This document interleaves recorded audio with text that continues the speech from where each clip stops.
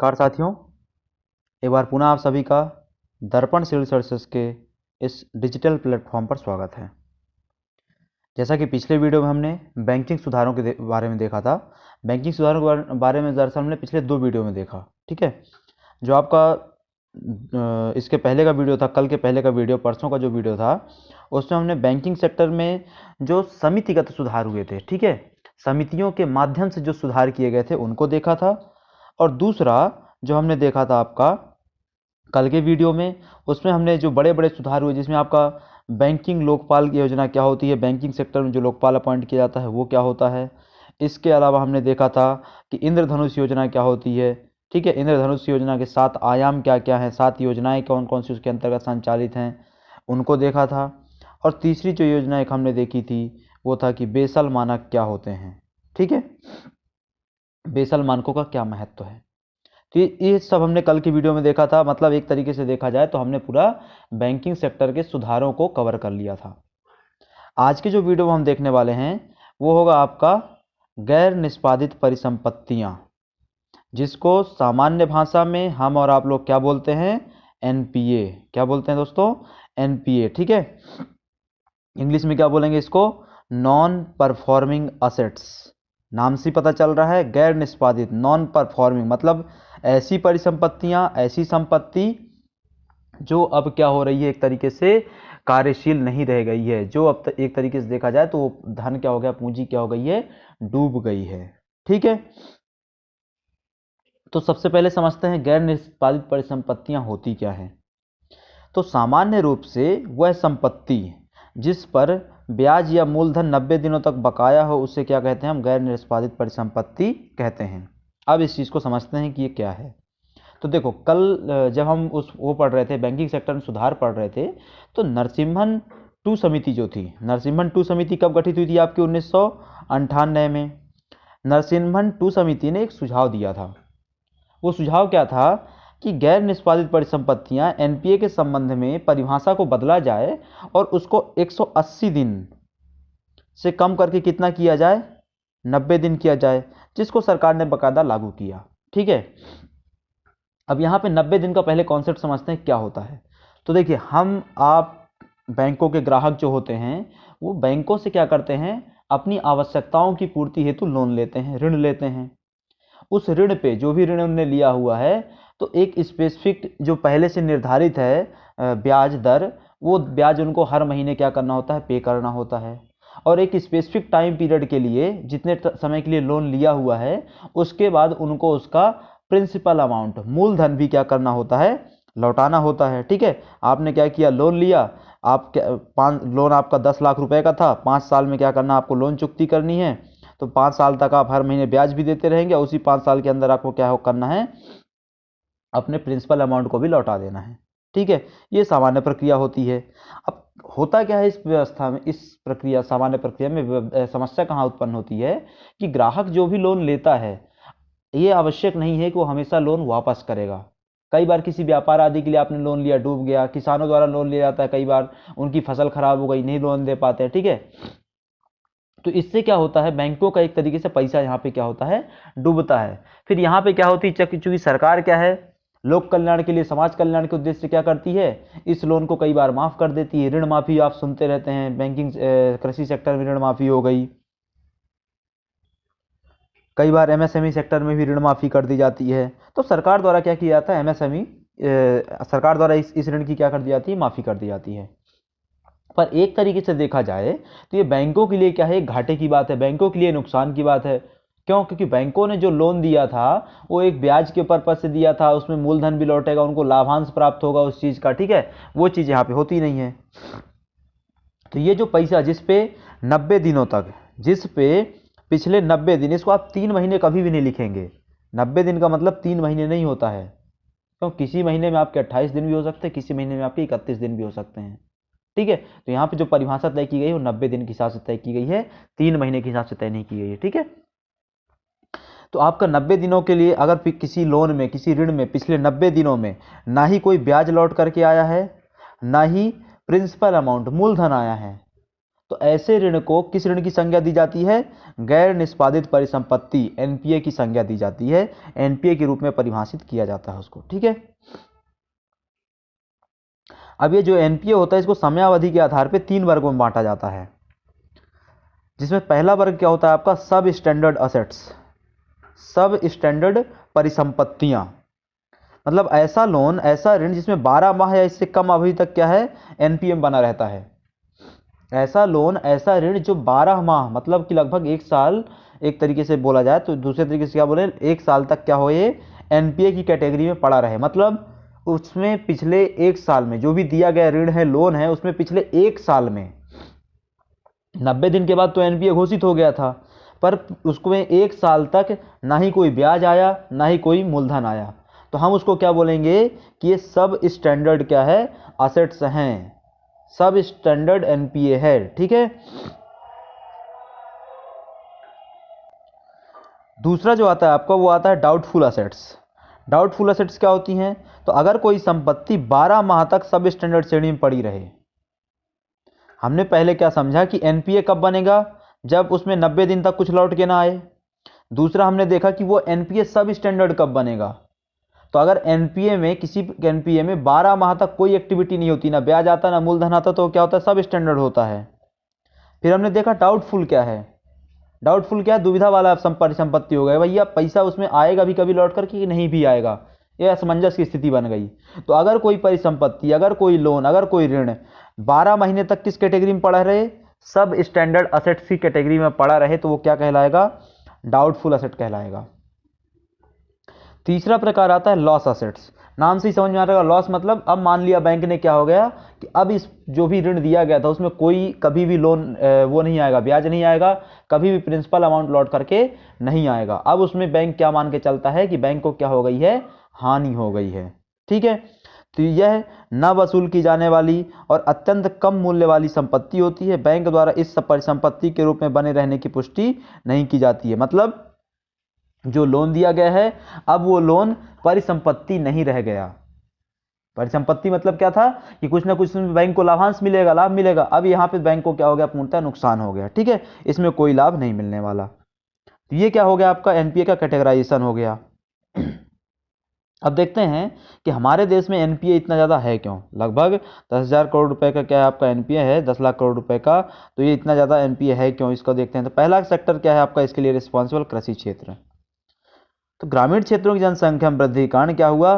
भूमि पर जनसंख्या का दबाव बढ़ा और कृषि ज्योत स्वामित्व में क्या हुआ? संकुचन की प्रवृत्ति देखने को मिली। ग्रामीण क्षेत्रों में जनसंख्या वृद्धि बहुत ज़्यादा हुई। ठीक है, ग्रामीण क्षेत्रों में जनसंख्या वृद्धि बहुत ज़्यादा हुई। लगभग 68-70% हमारी जनसंख्या आज भी कहाँ निवासरत है? ग्रामीण क्षेत्रों में निवासरत है। हमारे यहाँ पे क्या है? कृषि ज्योत सीमित है। हमारे यहाँ पर कृषि ज्योत सीमित है, पर उस सीमित कृषि ज्योत में जनसंख्या दबाव क्या हुआ? बहुत ज़्यादा हो गया। ठीक है, उससे क्या हुआ? तो कृषि कार्य हेतु अवसंरचनात्मक सुविधाओं में कमी, शिक्षा, स्वास्थ्य आदि सुविधाओं में पर्याप्तता नहीं होने से क्या हुआ? ग्रामीण संकट में वृद्धि हुई। अब जनसंख्या दबाव तो बहुत ज़्यादा बढ़ा, और उस जनसंख्या दबाव बढ़ने के अनुपात में अवसंरचनात्मक व्यवस्थाओं में सुधार नहीं हुआ। लोगों की सामाजिक आर्थिक आवश्यकताओं में क्या हुआ? अवस्था में, उनकी परिस्थिति में सुधार नहीं हुआ। इससे क्या हुआ? हमारा ग्रामीण संकट क्या हुआ? गहराता चला गया। सरकार के अब इसमें क्या हुआ? लोग ऋण लेंगे अपनी समस्याओं से, सामाजिक आर्थिक समस्याओं से उबरने के लिए लोग क्या लेंगे? ऋण लेंगे। पर उनका ऋण क्या होता है? वो ऋण न उसमें ब्याज लौटा पाते हैं, क्योंकि उनकी आर्थिक स्थिति क्या है? बहुत माली है। ठीक है, बहुत खराब है। तो न ऋण पे ना ब्याज लौटा पाते हैं, ना मूलधन लौटा पाते हैं। पर सरकार क्या है यहाँ पे? सरकार क्या करती है? सामाजिक कल्याण के उद्देश्य से एक तरीके से क्या करना चाहिए कि उनका, चूंकि वो ग्रामीण जनसंख्या एक तरीके क्या उनके लिए बहुत बड़ा वोट बैंक है, तो वोट बैंक के उद्देश्य से या सामान्य स्थिति में बोले सामाजिक कल्याण के उद्देश्य से वो क्या करते हैं? कृषि ऋण की क्या कर देते हैं? माफी कर देते हैं। जैसे अभी क्या हुआ, जब 2018 में मध्य प्रदेश में सत्ता परिवर्तन हुआ तो सरकार ने क्या कर दिया? 2 लाख रुपए की, अप टू 2 लाख रुपीज प्रति किसान, अप टू 2 लाख रुपीज तक की उन्होंने क्या कर दी? ऋण माफी कर दी। 2009 के चुनावों के पहले, 2009 के चुनावों के पहले उस समय की कांग्रेस सरकार ने पूरे देश में ऋण माफी की थी। ठीक है। तो ये जो ऋण माफी होती है ये क्या होता है, एक तरीके से एनपीए में वृद्धि का कारण बनती है। ठीक है। इसके अतिरिक्त कृषिगत उत्पादों के मूल्यों में गिरावट के कारण भी क्या होता है, किसानों की ऋण माफी की भावना हतोत्साहित, ऋण वापसी की भावना हतोत्साहित होती है। अब क्या होता है, किसान जो भी ऋण लेता है तो उस पर क्या है, वो वापस करने के उद्देश्य से ही लेता है। ठीक है, हर कोई जो ऋण लेने वाला था वापस करने के उद्देश्य से लेता है, लेकिन जिस उद्देश्य से ऋण लिया गया है, अगर उस परिस्थिति में कहीं कोई संकट उत्पन्न हो जाए, जैसे किसान किस चीज के लिए ऋण लेगा, कृषि कार्यों के लिए ऋण लेगा, पर मान लो मानसून खराब हो गया, उसकी फसल का अच्छा उत्पादन नहीं हुआ, तो उस परिस्थिति में उसको लाभ प्राप्त नहीं होगा। जब लाभ प्राप्त नहीं होगा तो बैंक का लोन कहां से वापस कर पाएगा, उसकी भावना क्या होती है, हतोत्साहित होती है। इसके अलावा कुछ अन्य कारण भी है एनपीए बढ़ने के। उसमें क्या है, एनपीए की स्पष्ट परिभाषा का अभाव। एनपीए की स्पष्ट परिभाषा के अभाव में क्या आता है कि औद्योगिक क्षेत्र के लिए आप एनपीए की अलग परिभाषा बना के रखे हुए हैं और कृषि क्षेत्र के लिए आपने एनपीए की अलग परिभाषा बना के रखी हुई है। कृषि क्षेत्र में जो भी एनपीए आता है वहां पे ऋण माफी कर देते हैं, औद्योगिक क्षेत्र में ऐसा आप नहीं करते हैं। तो ये जो अलग अलग मानदंड तय किए गए हैं, इसमें कहीं ना कहीं क्या है, समस्या आती है। दूसरा कि आर्थिक वृद्धि और आर्थिक विकास की दर का निम्न बना होना। हमारे देश में आर्थिक जो वृद्धि दर है वो एक तरीके से निम्न बनी हुई है। अभी कोरोना टाइम पीरियड में तो बहुत ज़्यादा ही निम्न हो गई है, पर सामान्य परिस्थितियों में भी 5-6% से ज़्यादा ऊपर नहीं जा पा रही है। ठीक है। और सेक्टर के हिसाब से अगर आप बात करेंगे तो कृषि और उद्योग क्षेत्र तो बहुत ही क्या है, निगेटिव परफॉर्मेंस में जा रहे हैं। तो ये समस्या है। इसके अलावा परियोजना को पूरा होने में विलंब के कारण ब्याज तथा मूलधन आदि किस्तों में क्या होता है, भुगतान से विलंब होता है। अब जैसे समझो किसी व्यक्ति ने जैसे मान लो आपका वो है अडानी ग्रुप है। ठीक है, अडानी ग्रुप ने कहीं पे मध्य प्रदेश में कहीं पे क्या लिया, सोलर पावर प्लांट बनाने के लिए एसबीआई से 1000 करोड़ रुपए का लोन लिया। 1000 करोड़ रुपए पर उनको क्या देना रहेगा, ब्याज देना रहेगा, बाद में प्रिंसिपल अमाउंट भी लौटाना रहेगा। पर सोलर प्लांट जहां उनको लगाना था वो क्या था, कहीं ना कहीं एक तरीके से आदिवासी क्षेत्र था और पर्यावरण से मुद्दों संबंधित क्षेत्र, वहां बहुत ज़्यादा वनावरण था। तो इससे हुआ क्या, वो जो उनका प्रोजेक्ट था उस प्रोजेक्ट पे एनजीटी ने या फिर सुप्रीम कोर्ट ने रोक लगा दी। वो रोक कब तक चलती रही, 1.5-2 साल तक, 3 साल तक चलती रही। इस दौरान उनने जो लोन लिया था, बैंक से ऋण उठाया हुआ था, उनका पैसा क्या होने लग जाएगा, एक तरीके से मुद्रास्फीति आदि के प्रभाव के कारण डूबने लग जाएगा। तो फिर आप कैसे उम्मीद कर सकते हैं कि वो व्यक्ति सामने वाला उस पर आपको ब्याज देगा, मूलधन लौटाएगा। ठीक है। तो ये परियोजनाओं का विलंब के कारण भी क्या होता है, आपका एनपीए बढ़ता है। तो ये क्या हो गया, आपके एनपीए बढ़ने के कारण हो गए। अब देखते हैं कि एनपीए बढ़ने के जो कारण हैं इन पे समाधान के लिए सरकार क्या प्रयास कर रही है। ठीक है। तो इसमें पहला आता है आपका 525 योजना। अब ये क्या होती है इसको समझते हैं। तो इसके तहत ऋण परिशोधन की अवधि को 25 वर्षों तक बढ़ा दिया जाता है और प्रत्येक 5 वर्ष की अवधि के पश्चात ब्याज दरों को पुनः परिवर्तित करने का प्रावधान किया जाता है। अब यहाँ पे क्या होता है, अगर आपने लोन लिया, ऋण लिया, वापस नहीं कर पा रहे हैं किन्हीं कारणवश, तो बैंक को चूंकि पैसा अपना वापस चाहिए है, तो बैंक क्या करता है, आपको थोड़ा टाइम पीरियड बढ़ा देता है। तो आपको जो टोटल टाइम पीरियड था उसको बढ़ाकर क्या कर दिया जाएगा, 25 वर्ष कर दिया जाएगा। आप इतने सारे टाइम पीरियड में हमारा पैसा वापस कर दें। और दूसरा साथ ही साथ आपको क्या किया जाएगा, 5 वर्ष की अवधि के पश्चात आपकी ब्याज दर में थोड़ी कमी कर दी जाएगी।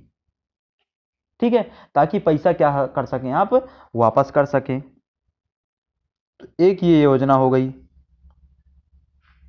दूसरा होता है आपका स्ट्रेटेजिक डेप्ट रिस्ट्रक्चरिंग। ठीक है, एसडीआर।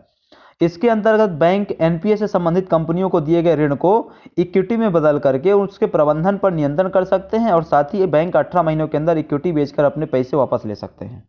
सिंपल सा बात है कि किसी भी व्यक्ति ने, जिस भी कंपनी ने लोन लिया है, ऋण लिया है, अगर वो ऋण वापस नहीं कर पा रहा है तो बैंक के पास ये अधिकार आ गया है कि सामने वाले व्यक्ति की कंपनी के जो इक्विटीज हैं, शेयर्स हैं, इक्विटी को सामान्य भाषा में क्या बोलते हैं, शेयर्स बोलते हैं। ठीक है, तो शेयर में क्या कर ले, वो नियंत्रण स्थापित कर ले, शेयर को क्या करे, वो अपने तरीके से मैनेज करे और उनको बेच करके अपना पैसा क्या कर ले, वसूल ले, उगा ले। तो दूसरा तरीका हो गया, सरकार ने अधिकार दे दिया। तीसरा तरीका आता है आपका S4A स्कीम। S4 में क्या है, scheme of sustainable structuring of assets, और ए मतलब क्या है आपका, असेट्स हो गया। ठीक है, तो scheme of sustainable structuring of stressed assets की बात की जा रही है। इसे कब लागू किया गया? जून 2016 में लागू किया गया। इसके अनुसार बैंक अपने द्वारा दिए गए ऋण की कुल मात्रा को सतत एवं असतत में बांट करके क्या कर सकता है? निपटारण कर सकता है। सतत एवं असतत का मतलब क्या है कि कौन से में पैसा वापस आने वाला है, कौन से में पैसा वापस नहीं आने वाला है। जिसमें पैसा आएगा उसको हम क्या बोलेंगे? इसको सतत में रखो, कंटिन्यू में रखो। जिसमें पैसा नहीं आएगा वापस, अब मान लिया गया है, उसको क्या करेंगे हम? असतत में क्या कर देंगे? रख देंगे। ठीक है, उसको हम क्या मान के चलेंगे कि इसमें हमको क्या हो गया? पूरा घाटा हो गया है। अगला आता है आपका पुनर्गठन, रीस्ट्रक्चरिंग। तो यदि किसी कंपनी की समस्या में सुधार नहीं हो रहा है और बैंक को यह पता चलता है कि कंपनी विलफुल डिफॉल्टर नहीं है और ना ही कंपनी ऋण को किसी और प्रयोजन में खर्च कर रही है, तब ऐसी स्थिति में बैंक द्वारा लिए गए ऋण को पुनर्संगठित कर सकती है और बैंक ब्याज दर घटा करके ऋण चुकाने की अवधि को क्या कर सकता है? बढ़ा सकता है। तो सामान्य सी प्रक्रिया है। अगर बैंक को पता चलता है कि आप लोन वापस नहीं कर पा रहे हैं और उसका एक जेन्युइन कारण है, आप विलफुल डिफॉल्टर नहीं। विलफुल डिफॉल्टर मतलब क्या होता है? कि आप जानबूझ करके पैसा वापस नहीं कर रहे हैं। ठीक है, तो अगर आपकी स्थिति वाकई में खराब है, आप पैसा वापस नहीं कर पा रहे हैं, तो बैंक क्या करेगा? आपके ऋण को पुनर्गठित कर देगा, आपका टाइम पीरियड बढ़ा देगा, ब्याज दर कम कर देगा। इस प्रकार की व्यवस्था को अपनाने का प्रयास किया जाएगा। इसके अलावा क्या है? सरफेसी अधिनियम। तो यह अधिनियम बैंकों और वित्तीय संस्थानों को यह अधिकार देता है कि वह एनपीए के अंतर्गत गिरवी रखी गई आवासीय व कारोबारी संपत्तियों क्या कर दे? नीलाम करके अपना पैसा उगा ले। जैसे क्या हुआ आपका विजय माल्या के और नीरव मोदी केस में किया गया। ये क्या थे? डिफॉल्टर्स थे। एनपीए इनके कारण बढ़ रहा था, इनने क्या कर दिया? इनकी जमीन को, बैंकों ने इनके पास जो भी संपत्ति रखी हुई थी, गिरवी रखी हुई थी, इन बैंकों ने इनका पैसा, संपत्तियों को बेचा और अपना पैसा उगा लिया, वसूल लिया। ये क्या है? एनपीए नियंत्रण के सरकार द्वारा किए जा रहे क्या हैं? कुछ प्रयास हैं। तो आज के टॉपिक में हमने क्या पूरा डिस्कस किया? आपका एनपीए को डिस्कस किया, क्या होता है, कैसे बढ़ता है, क्या प्रकार होते हैं और कैसे उसको सरकार नियंत्रित करने का प्रयास कर रही है। तो आज का वीडियो यहीं समाप्त करते हैं, मिलते हैं आपसे अगले वीडियो में। तब तक के लिए आप सभी का धन्यवाद।